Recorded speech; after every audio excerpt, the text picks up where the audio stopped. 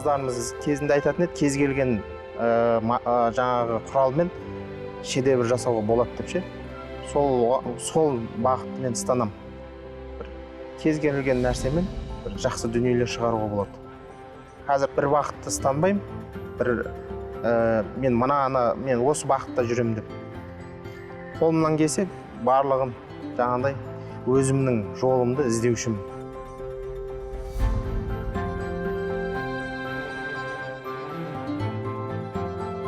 Қоғамда енді айтып жатқандай жақсылық пен жаман қатар жүретін кез ғой, бұл ол тарихтан келе жатқан нәрсе.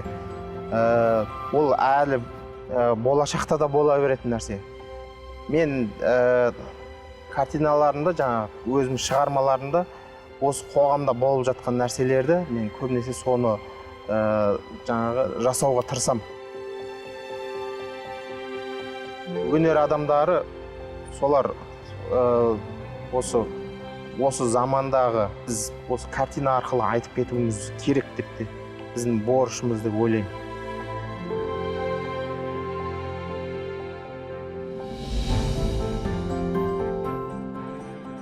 Көкей кестіні мен бала кезден өзіміз әйтеуір әке-шешеміз қарапайым отбасыдан шыққан екен, біз әрдайым күй тыңдап, жаңағы азды көпті батырлар жырын, қобыланды, ер тарғын, соларды біршама әйтеуір шет жағасын оқып неғып қалдық қой енді.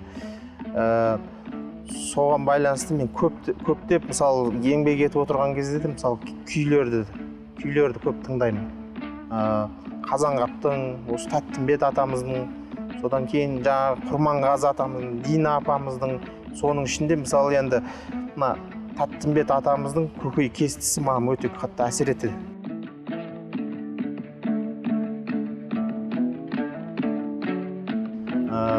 Соған байланысты мен өзім Тәттімбет атамыздың осылай композициялық жаңа бағытта бейнелегім келді. Және идея.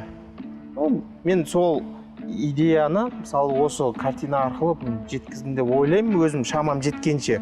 Мен бұл жерде ортада Тәттімбет атамыздың образы менің өзім көз қарасымда енді көкей кесті деп айтылып тұрған картинаның өзі мысалы сол көкей кесті күйінің ойналуында менің өзімнің әсер алуым бұл деп ойлаймын картинаны.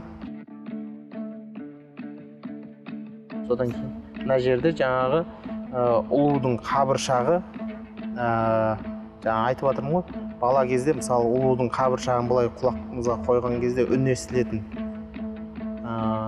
Сол үндерден әртүрлі музыкалар естіледі.